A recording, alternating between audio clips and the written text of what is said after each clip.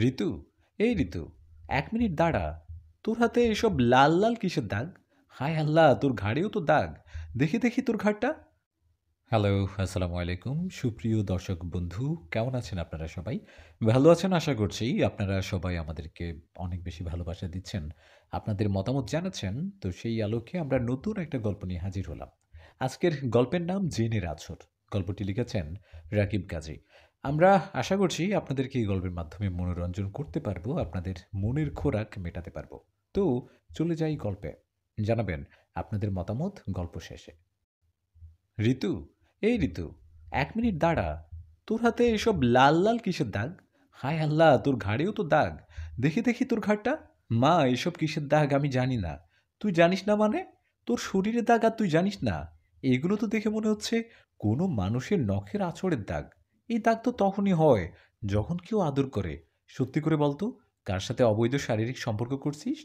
মা, বিশ্বাস করো, আমি জানি না। এই দাগ আমার শরীরে কিভাবে হলো? আর আমি সত্যি কারো সাথে শারীরিক সম্পর্ক করি নাই। আমার তো কোনো ছেলের সাথে রিলেশনও নেই। যদি রিলেশন নাই থাকে, তাহলে এই আদরের দাগ কোথায় থেকে আসলো? আর তোর পেটও তো ফুলা, ফুলা লাগছে। দেখে তো মনে হচ্ছে বাচ্চা হবে। আবার কাল তুই বমিও করছিস দেখলাম। আল্লাহর কসম মা, আমি জানি না। আর আমার ইচ্ছা তো আমি কোনো ছেলের সাথে শারীরিক সম্পর্ক করি নাই। তবে কিছুদিন ধরে মনে হচ্ছে কেউ একজন আমার সাথে অদৃশ্যভাবে শারীরিক সম্পর্ক করছে। তাও আবার আমার অনিচ্ছার শর্তে। কি? এইসব তুই কি বলছিস? কে করছে তোর সাথে এসব? আর কবে থেকে? মা, কে করছে তা আমি জানি না। আর তাকে কোনোদিন দেখিও নাই। সে আমার সাথে শারীরিক সম্পর্ক করে ঘুমের মধ্যে। আমি অনুভব করি। কিন্তু কাউকে দেখতে পাই না। এটা শুরু হয় ৫ মাস আগে থেকে। তারিখ ছিল ১/৬/২০২৪। বারটা ছিল শুক্রবার। সন্ধ্যার আজান দিতে আমি ছাদ থেকে নিচে নেমে যাই। তারপর আমার রুমে ঢুকে বাথরুমে থেকে ফ্রেশ হয়ে এসে আমি সোজা আমার পড়ার চেয়ার টেবিলের কাছে যাই স্কুলের পড়া রেডি করার জন্য। আমি স্কুলের ইংরেজি বইটা নিয়ে চেয়ারে বসি। তারপর সেটা খুলে আমি পড়তে শুরু করি। প্রায় ৫ মিনিট পরে একটা শীতল বাতাস জানালা ভেদ করে রুমে ঢুকে। বাতাসটা শরীরে অনুভব করা মাত্র শরীরটা ভারী হয়ে আসে। আমি সেটা পাত্তা না দিয়ে বই পড়তে থাকি। তার কিছুক্ষণ পরে চোখ দুটো ঝাপসা হয়ে আসে ঘুমের জন্য। ঘুমের জন্য চোখ দুটো এত ভারী হয়ে যায় যে আমি বইয়ের অক্ষরগুলো দেখছিলাম না ঠিক করে। আমি জেগে থাকার জন্য চেষ্টা করি, কিন্তু পারছিলাম না। মনে হচ্ছে রাজ্যের সকল ঘুম আমার চোখে নেমে আসছে। আমি উঠে দাঁড়াই। বইটা সেরকম খোলা রেখে আমি বিছানায় গিয়ে শুয়ে পড়ি। কিছুক্ষণ পরে আমি গভীর ঘুমে হারিয়ে যাই। রাত কয়টা বাজে আমি জানি না। কারণ তখন আমি ঘুমের মধ্যে ছিলাম। আমি ঘুমের মধ্যে অনুভব করি কেউ একজন তার শীতল হাতটা দিয়ে আমার পার বুড়ো আঙুল স্পর্শ করছে। আমি ঘুমের মধ্যে চমকে উঠি। কিছুক্ষণ পরে আমি অনুভব করি সেই শীতল হাতটা ধীরে, ধীরে আদর করতে, করতে বুড়ো আঙুল থেকে উপরে উঠছিল। খুব অসহ্য অনুভূতি ছিল। তারপর সেই শীতল হাতটা শরীরের নানা জায়গায় স্পর্শ করতে থাকে। আমি ঘুমের মধ্যেই শরীরটা মুচড়াতে থাকি সেই স্পর্শের কারণে। একসময় সেই অদৃশ্য লোকটা আমার সাথে শারীরিক সম্পর্ক করতে শুরু করে। তারপর কি হয়েছিল? তোর সাথে কি সারারাতই শারীরিক সম্পর্ক করে চলছিল? সারারাত নয়, ১-২ ঘন্টার মধ্যেই আমাকে ছেড়ে দেয়। আচ্ছা, তুই সকালে উঠে বুঝতে পারিনি যে তোর সাথে কেউ রাতে শারীরিক সম্পর্ক করছে? ১ম দিকে আমি কিছুই বুঝতে পারি নাই। রাতে ওইসব ঘটনা হওয়ার পরে সকালে মোয়াজ্জেমের আজানের শব্দে আমার ঘুম ভাঙে। তখন আমি ভাবি, মনে হয় আমার স্বপ্নদোষ হয়েছে। আমি নরমাল থেকে শোয়া থেকে উঠতে যাচ্ছিলাম। গোসল করে ফজরের নামাজ পড়ব বলে ঠিক তখনই অনুভব করি আমার শরীরটা ব্যথা হয়ে আছে। তারপর আমার চোখ গেল আমার হাত, পা, শরীরের দিকে। আমি দেখি আমি উলঙ্গ। আমার শরীরে একটা সুতোও নাই। আর হাত পায়ে লাল, লাল কিসের জানি দাগ। আমি ভালো করে দেখি এগুলো নখের আঁচড়ের দাগ। আমি এসব দেখে কিছুটা বিচলিত হয়ে যাই। পরক্ষণে আবার ভাবি, মনে হয় রাতে যখন আমার স্বপ্নদোষ হয়েছে, তখন উত্তেজনায় নিজের শরীরের কাপড় খুলে ফেলি। আর তখন নখের আঁচড় লাগছিল। এটা ভেবে আমি কষ্ট করে বিছানা থেকে নেমে বাথরুমে গিয়ে গোসল করে ফজরের নামাজ পড়ি। তুই আমাকে আগে বলিসনি। আগে বলিসনি কেন এসব? লজ্জায় বলি নাই মা। এটা কোনো কথা বললি তুই? মায়ের কাছে আবার কিসের লজ্জা? তবে এটা ভাবার বিষয়। তোর সাথে এগুলো করল কে? আমাদের ঘরে তো পুরুষ বলতে কেউ নেই। তোর বাবা তো তার দোকানেই ঘুমায়। সে আসে সকালে। তাহলে এসব করে কে? মা, আমি জানি না। তুমি আমাকে বাঁচাও মা। আমি এসব থেকে মুক্তি চাই। যখন সেটা আমার সাথে শারীরিক সম্পর্ক করে, তখন আমার বড্ড কষ্ট হয়। মনে হয় যেন প্রাণ বাহির হয়ে যাবে। চিন্তা করিস না তুই। কাল সকালে তোর বাবা দোকান থেকে ফিরলে তাকে নিয়ে তোকে পাশের গ্রামের নামকরা একজন পীর সাহেব আছে, তার কাছে নিয়ে যাব। নিশ্চয়ই সে তোকে এসব থেকে মুক্তি দিবে। আর হ্যাঁ, তোর আর আজ থেকে একা ঘুমানোর দরকার নাই। আজ থেকে তুই আমার সাথে ঘুমাবি। আর খারাপ কিছুর সময় নজর সবসময় ১৫-১৬ বছরের মেয়েদের উপরেই থাকে। এ সময় তাদের একা থাকতে নেই। আর একা যেতেও নেই। বিশেষ করে চুল খোলা রেখে। আমার রুমে চল। আজ রাতে আমার সাথেই ঘুমাবি তুই। ঋতুর মা এই কথা বলে। ঋতুর হাত ধরেই যখনই রুম থেকে বাইর হয়ে যাবে, ঠিক তখনই হঠাৎ ঋতুকে উদ্দেশ্য করে ভয়ংকর পুরুষ কণ্ঠে কেউ একজন বলে ওঠে, "ঋতু, তুমি এই ভুলটা করো না। তুমি এখানে ফিরে আসো। না হলে তোমাকে এটার মূল্য দিতে হবে। আর সেই মূল্য কিন্তু খুব ভয়ংকর হয়ে যাবে।" ঋতু কথাটা শুনে যেতে, যেতে পিছনে তাকায়। তখনই সে দেখতে পায় ইয়া লম্বা কেউ একজন তার রুমের ঠিক মাঝখানে দাঁড়িয়ে আছে। তার পরনে কালো কাপড়।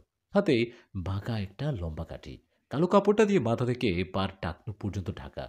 কাপড় দিয়ে এমনভাবে ঢাকা যে তার মুখ, হাত, পা কিছুই দেখা যাচ্ছিল না। ঋতু মায়ের দিকে তাকিয়ে বলে, "মা দেখো, কেউ একজন আমার রুমে দাঁড়িয়ে আছে। আর ভয়ংকর পুরুষ কণ্ঠে সে আমাকে ডাকছে।" জাহিদা বেগম মুখ না ঘুরিয়ে মেয়েকে বলে, "তুই পিছনে তাকাস না। নিশ্চয়ই ওই অশুভটা তোকে ডাকছে। অশুভ শক্তিটাই এটা করছে। তুই দ্রুত পা চালা। আমাদের এই রুম থেকে বাইরে যেতে হবে।" ঋতু মায়ের কথা শুনে দ্বিতীয়বার আর তাকায় না। সে দ্রুত মায়ের সাথে চলা শুরু করে এবং তারা রুম থেকে বাইর হয়ে আসে। ঋতুর মা তার বেডরুমে ঢুকে স্বস্তির নিঃশ্বাস ফেলে। তারপর সে ঋতুকে বিছানায় বসতে বলে। দ্রুত পাশে থাকা টেবিলের কাছে যায়। টেবিলের কাছে গিয়ে জগ থেকে গ্লাসে পানি ঢেলে ঢক ঢক করে খেয়ে ফেলে। তারপর আর এক গ্লাস পানি গ্লাসে ঢালে। ঋতুর কাছে নিয়ে যায়। ঋতুর দিকে গ্লাসটা এগিয়ে দিয়ে বলে, "লবণ পানিটা খেয়ে নে। ভয়টা কেটে যাবে।" ঋতু কিছু না বলে মাঠ থেকে গ্লাসটা নিয়ে পানিটা খেয়ে নেয়। তখনই হঠাৎ মেইন দরজার কলিং বেলটা বেজে ওঠে। মা মেয়ে দুজনেই চমকে ওঠে। ঋতু বসা থেকে উঠে মার আরও কাছে এসে তার হাতটা শক্ত করে ধরে থাকে। ঋতুর মা ঋতুর দিকে তাকিয়ে বলে, "কে আসলো বলতো এত রাতে?" ঋতু মাথা নাড়িয়ে নাসূচক মাথা নাড়ল। ঋতুর মা ঋতুর দিকে তাকিয়ে বলে, "তুই এখান থাক। আমি দেখে আসি কে আসছে।" ঋতু ভীতু কণ্ঠে বলে, "না মা, আমি তোমার সাথে যাব। আমার এখানে একা, একা ভয় করবে।" ঋতুর মা কিছু না বলে রুম থেকে বাইরে হয়ে যায়। ঋতুও তার পিছনে, পিছনে যায়। ঋতুর মা দরজা খুলে দেখে একটা ৬০ থেকে ৭০ বছরের বৃদ্ধ লোক দাঁড়িয়ে আছে। তার মুখটা খুব বিষণ্ণ। চোখ দুটো গর্তে ঢুকে গেছে। শরীরটাও খুব দুর্বল লাগছে। মনে হচ্ছে কতদিন সে খায় না। তার শরীরে ময়লা ছেঁড়া কালো একটা পাঞ্জাবি। পা দুটো খালি। তার এক হাতে একটা নতুন রূপার থালা। থালাটা জাহিদা বেগমের হাতের টর্চ লাইটের আলোতে জ্বলজ্বল করছে। অন্য হাতে একটা কাঠ দিয়ে তৈরি বাঁকা লাঠি। ঋতুর মা বিরক্ত। সেই বিরক্তি নিয়ে বৃদ্ধ লোকের দিকে তাকিয়ে ধমকের গলায় বলে, "কে আপনি? আর এত রাতে এখানে কি চাই?" বৃদ্ধ লোকটা ঠিক করে কথা বলতে পারছিল না। মনে হচ্ছে ভিতর থেকে শব্দ আসছে না। তারপর সে কাঁপা, কাঁপা কণ্ঠে বলে, "মা, আমি একজন ভিক্ষুক। আপনার কাছে কয়টা ভাতের জন্য আসছিলাম। মা, কয়টা ভাত হবে? আজ ৩ দিন হলো আমি কিছু খাই নাই।" জাহিদা বেগম ভ্রু কুঁচকে বৃদ্ধ লোকটার দিকে তাকিয়ে ধমকের গলায় বলে ওঠে, "এখন কয়টা বাজে আপনি জানেন? এখন বাজে রাত ১২টা। রাত ১২টা বাজে আর এখন আসছেন ভাত চাইতে? যান তো এখান থেকে যান।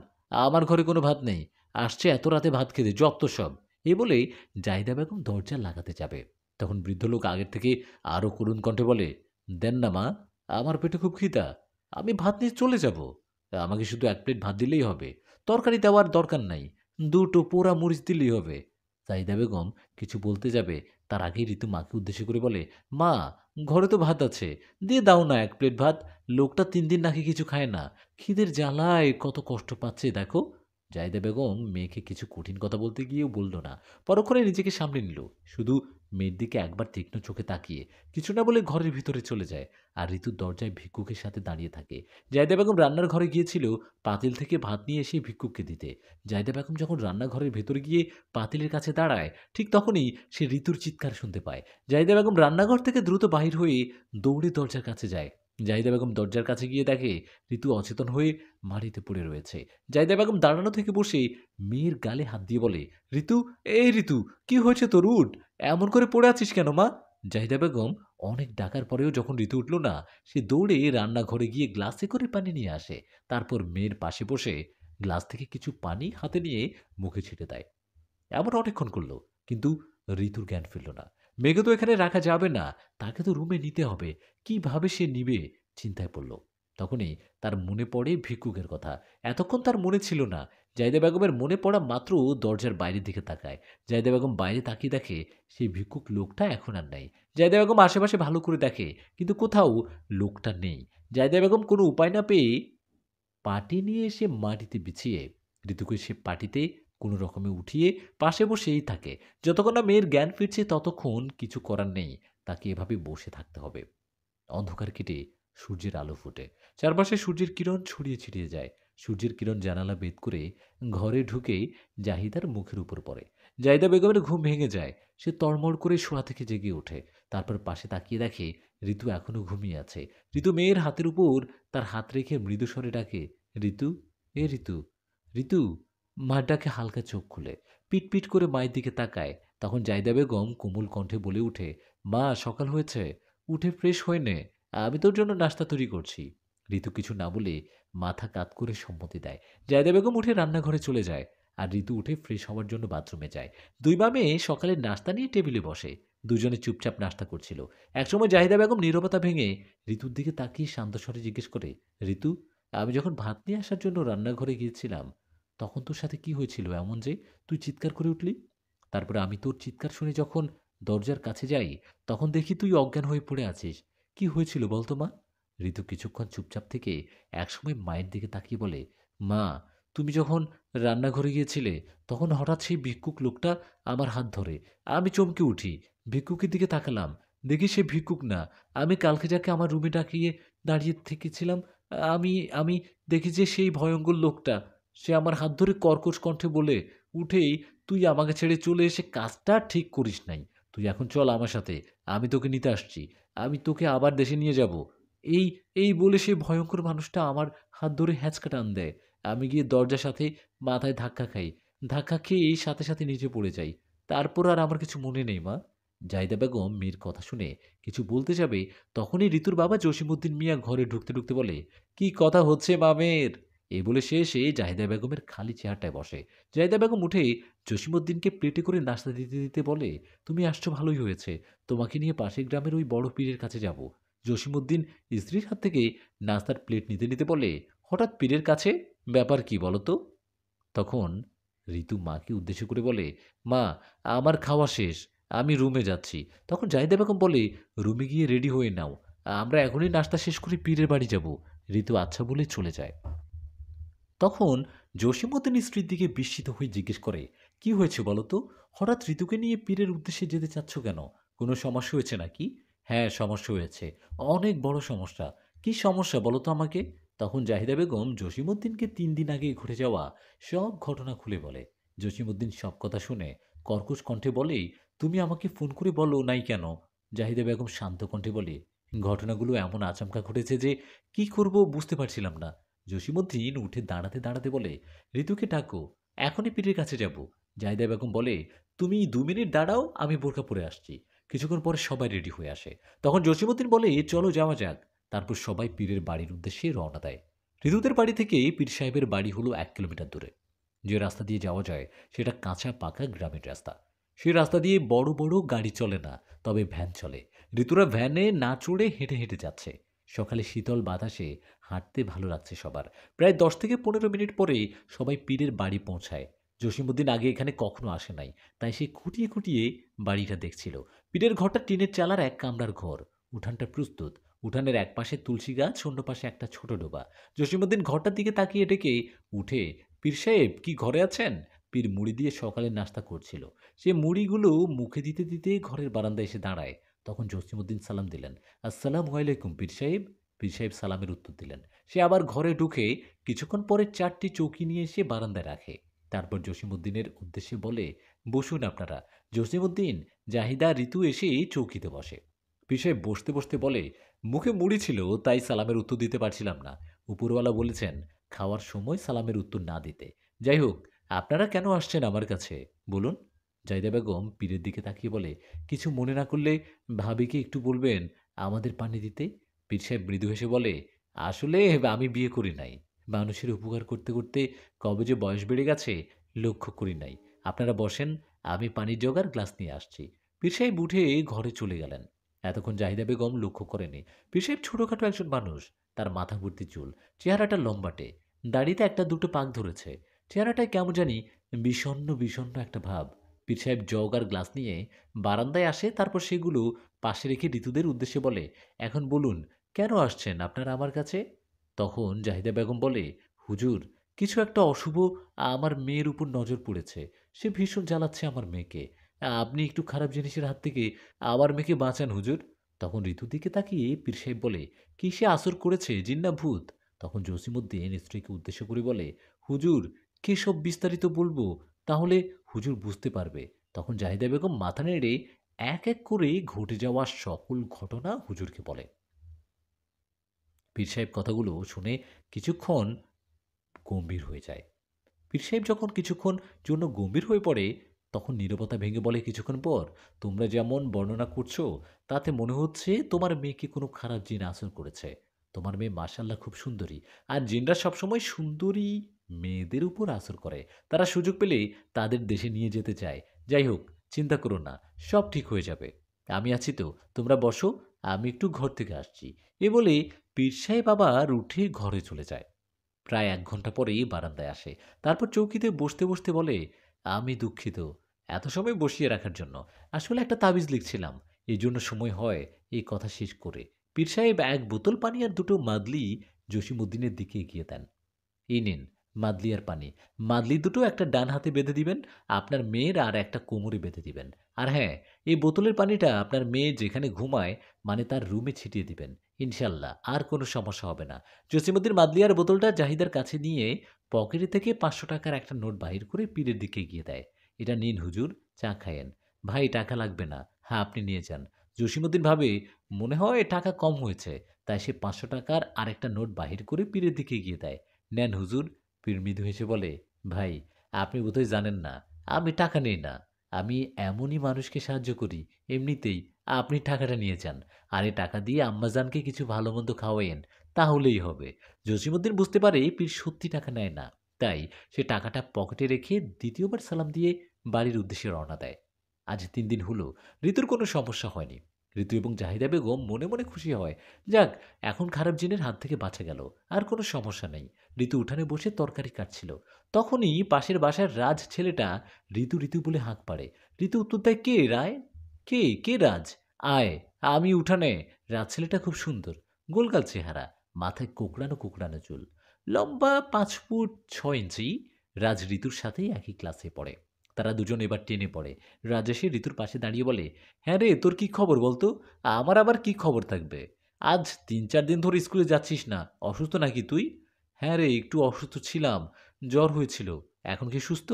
"হুম, এখন ভালো আছি।" তখনই জাহিদা বেগম পিছনে থেকে এসে বলে, "কে রে, রাজ নাকি?" রাজ পিছনে ঘুরে হেসে বলে, "হ্যাঁ, হ্যাঁ কাকিমা, কেমন আছিস তুই?" "এই তো কাকিমা, আলহামদুলিল্লাহ আমি ভালো আছি।" "ভালো আছি, আপনি ভালো আছেন?" "হ্যাঁ বাবা, ভালো আছি। তা কি মনে করে আমার বাড়ি?" "কাকিমা, ঋতু ৩ দিন ধরে স্কুলে গেল না তো, তাই একটু খবর নিতে আসলাম। স্যারেরা ওর কথা বলছিল। আসলে বাবু একটু অসুস্থ ছিল তো, তাই স্কুলে যেতে পারে নাই। যাই হোক, তুই বস, আমি তোর জন্য জলখাবার নিয়ে আসি।" "না, না কাকিমা, লাগবে না।" জাহিদা বেগম রাজকে ইশারা করে বসতে বলেই ঘরে চলে যায়। তখন রাজ ঋতুকে খেপানোর জন্য বলে, "বুঝলি ঋতু, শাশুড়ি মা একটু ঝগড়াটে হলে কি হবে? মনটা খুব নরম। তোর শাশুড়ি মা আবার কে রে?" "কেন? তোর মা? আমি তো তোর মার কথা বলছিলাম। তা এখন তো হবু মেয়ের জামাই। তাতেই এত আদর করছে। যখন পুরোপুরি হয়ে যাব, তখন কত যে আদর করবে। ভাবতেই মনটা আমার আনন্দে নেচে উঠছে। তাই না? আমার মার মেয়ের জামাই হতে খুব শখ তোর, তাই না? দাঁড়া তুই এখানে।" এই বলে ঋতু ঝাড়ুটা হাতে নেয়। তখনই রাজ দৌড়ে পালায়। আসলে রাজও ঋতুকে পছন্দ করে আর ঋতুও রাজকে পছন্দ করে। কিন্তু কেউ কাউকে মুখ ফুটে বলতে পারছে না। তারা দুজনে একসাথে বড় হয়েছে। ছোট সময় তারা তো জামাই বউ খেলতো। কিন্তু এখন রাজেরও ঋতুকে দেখলে লজ্জা করে। ঋতুরও লজ্জা করে। তবে রাজ একটু দুষ্টু প্রকৃতির, আজকের মতো হুটহাট করে অনেক কিছু বলে। কিন্তু ঋতু বেশি রাগ করে তখন দৌড়ে পালায় মারের ভয়ে। ঋতু আবার তরকারি কাটতে বসে যায়। তখন জাহিদা বেগম এসে বলে, "রাজ কোথায় গেল?" "চলে গেছে মা। ওকে না বললাম বসতে? ওর নাকি কি একটা কাজ পড়ে গেছে। এইজন্যই ও চলে গেল।" "ও আচ্ছা। ঠিক আছে, তুই তরকারি কেটে রান্নাঘরে নিয়ে আয়। আমি গিয়ে দেখি ভাত হয়েছে কিনা।" "আচ্ছা মা।" দিন গড়িয়ে রাত হয়। ঋতু আর জাহিদা বেগম রাতে খেয়ে ঘুমানোর প্রস্তুতি নেয়। তারা ২ মা মেয়ে জড়াজড়ি করে জাহিদার রুমে ঘুমায় তারা। কিছুক্ষণ পরে দুজনে গভীর ঘুমে তলিয়ে যায়। রাত ঠিক ২টা বাজে। হঠাৎ ঋতুর ঘুম ভেঙে যায়। তখন ঋতু অনুভব করে তার উপরে কেউ একজন শুয়ে আছে। তার নিঃশ্বাস ঋতুর মুখের উপর পড়ে। ঋতু শোয়া থেকে ওঠার জন্য মাথাটা সামনে বাড়ায়। তখন দেখে সে উঠতে পারছে না। তার হাত দুটো কেউ একজন বেঁধে রেখেছে। শুধু হাতই না, তার পা দুটো বেঁধে রাখছে। ঋতু অনেক চেষ্টা করছে ওঠার জন্য, কিন্তু পারছিল না ও কোনোভাবে উঠতে। তখনই পুরুষ কণ্ঠে কেউ একজন বলে ওঠে, "তুই প্রথম যে ভুলটা করছিলি, সেটা আমি ক্ষমা করে দিয়েছি। কিন্তু দ্বিতীয় যে ভুলগুলো তুই করছিস, তা ক্ষমা করারও অযোগ্য। তোর কি করে সাহস হয় আমাকে তাড়ার জন্য পীরের কাছে যাওয়ার? তারপর তুই অন্য একটা ছেলের সাথে কথা বলছিস? আজকে আমি তোকে এমন শাস্তি দিব যে সারা জীবন মনে রাখবি।" এ বলে সেই জিনটা একের পর এক নখ দিয়ে খামচাতে থাকে ঋতুকে। আর ঋতুর সাথে শারীরিক সম্পর্ক করতে থাকে। ঋতুর ভীষণ কষ্ট হচ্ছিল। সে চিৎকার দিতে চাচ্ছিল, কিন্তু পারছিল না। তার মুখটা কাপড় ঢোকানো। ঋতু শুধু ঘোঁত, ঘোঁত করে আওয়াজ করছিল আর চোখের পানি ঝারছিল। তার এখন মনে হচ্ছে সে এখন আর বাঁচবে না। তার নিঃশ্বাস বন্ধ হয়ে আসছিল। ঋতুর মা নির্বিঘ্নে পাশে ঘুমাচ্ছে। এপাশ হয়ে শুয়ে আছে। সে জানে না তার কলিজার টুকরো মেয়েকে একজন খুব কষ্ট দিচ্ছে। জানতে পারলে হয়তো সে উঠে তার মেয়েকে বাঁচানোর জন্য চেষ্টা করত। জীবনটা দিয়ে দিত। মুরব্বীরা বলে, রাতে শোয়ার সময় মা যদি তার সন্তানের শরীরে হাত দিয়ে ঘুমায়, তাহলে কোনো খারাপ কিছু সন্তানের ক্ষতি করতে পারে না। এটা সত্যি হলেও ঋতুর মা নিজের অজান্তে ঘুমের ঘোরে ঋতুর দিকে ঘুরে শুয়ে একটা হাত ঋতুর শরীরে রাখে। তখনই সেই জিনটা শারীরিক সম্পর্ক করা বন্ধ করে দিয়ে একটা চিৎকার দিয়ে ঋতুর উপর থেকে চলে যায়। তখন ঋতু মুক্তি হয়ে তরমর করে উঠে বসে। ঋতু শোয়া থেকে উঠে বসে একটা চিৎকার দেয়। সাথে সাথেই জাহিদা বেগমের ঘুম ভেঙে যায়। জাহিদা বেগম উঠে দ্রুত পাশে থাকা লাইটের সুইচ টিপে দেয়। চারপাশে আলোকিত হয়ে যায়। তারপর বিছানার দিকে তাকায়। বিছানার দিকে তাকিয়ে দেখে তার মেয়ে কান্না করছে। জাহিদা বেগম মেয়ের কাছে গিয়ে মাথায় হাত রেখে বলে, "কি হয়েছে ঋতু? তুই কান্না করছিস কেন?" ঋতু কিছু না বলে কান্না করতে করতে মাকে জড়িয়ে ধরে। তখনই জাহিদা বেগম বুঝতে পারে জিনটা আবার আসছিল। সে মেয়েকে শক্ত করে জড়িয়ে ধরে সেও কান্না জুড়ে দেয়। সকালে ঋতু রাতের সকল ঘটনা মাকে খুলে বলে। জাহিদা বেগম মুখ মলিন করে বলে, "এখন আর কি করব বল? এই গ্রামের সবথেকে বড় পীরের কাছে গিয়ে মাদলি নিয়ে আসছি। তারপরও যদি এমন হয় তাহলে তো কিছু করার নেই। মা, আমার আর বাঁচতে ইচ্ছে করছে না। মরে যেতে ইচ্ছে করছে। আমি মরে যাব মা। এই জীবন রেখে কি হবে বলো? ধুকে, ধুকে মরার থেকে একেবারে মরে যাওয়া ভালো।" মেয়ের কথা শুনে রাগী কণ্ঠে জাহিদা বেগম বলে, "এই কথা আর কখনো মুখে আনবি না তুই। একটা না একটা উপায় একটা না একটা উপায় হবে রে মা। ব্যবস্থা হবে। তুই একদম চিন্তা কিছু।" মায়ের কথা গুলিয়ে যায়। মা ঠিকমতো কিছু বলতে পারে না। কান্না জড়িত কণ্ঠে রাগী স্বরে মেয়েকে বলে, "একদমই চিন্তা করবি না।" তখন বলেই, "পেয়েছি একটা। একটা উপায় আছে। একটা উপায় পেয়েছি। আমাদের গ্রামের মসজিদের ইমাম সাহেবই আছেন। একবার তার কাছে যাওয়া যেতে পারে। চল, এখনই যাই।" তখন ঋতু বলে, "মা, বাবাকে সাথে নিলে ভালো হয় না?" জাহিদা বেগম বলে, "তোর বাবাকে নেওয়ার দরকার নেই। এখন তোর বাবা দোকানে ব্যস্ত। তার চেয়ে বরং আমরা যাই।" ঋতু আর কিছু না বলে মাথা ঝাঁকায়। তারপর দুই মা মেয়ে হুজুরের উদ্দেশ্যে রওনা দেয়। হুজুর ফজরের নামাজ পড়িয়ে বাড়ির দিকে রওনা দিয়েছিল। তখনই ঋতু আর জাহিদা বেগম সামনে এসে দাঁড়ায়। কাপড়া আরও একটু মাথা থেকে নিচে নামিয়ে কিছু বলতে যাবে, তখনই ইমাম বলে উঠে, "মারে, তোরা আসলি তো আসলি, কিন্তু খুব দেরি করে আসলি। এতদিনে ওইটা তোর মেয়ের রক্ত মাংস মিলে গেছে। আগে আসলি না কেন রে তোরা?" হুজুরের কথা শুনে মামি দুজনে চমকে ওঠে। তারা তো কিছু বলে নাই, অথচ হুজুর সব বুঝে গেছে। হুজুরের বয়স ৫০ থেকে ৬০ হবে। সে খুবই ইমানদার একজন মানুষ। অনেক কিছু সে দেখে বলে দিতে পারে। যখন মা মেয়ে এসে সামনে দাঁড়ায়, তখনই হুজুর বলে দেয়। জাহিদা বেগম হুজুরের কথা শুনে কেঁদে উঠে। হুজুরকে বলে, "হুজুর, আমরা প্রথমে বুঝতে পারি নাই। কিন্তু যখন বুঝলাম তখন খুব দেরি হয়ে যায়। হুজুর, আমার মেয়েকে আপনি বাঁচান।" "চিন্তা করো না মা, আমি চেষ্টা করব। বাকিটা আল্লাহর ইচ্ছা। সবকিছু আল্লাহর হাতে। আমি তো শুধু উছিলা মাত্র।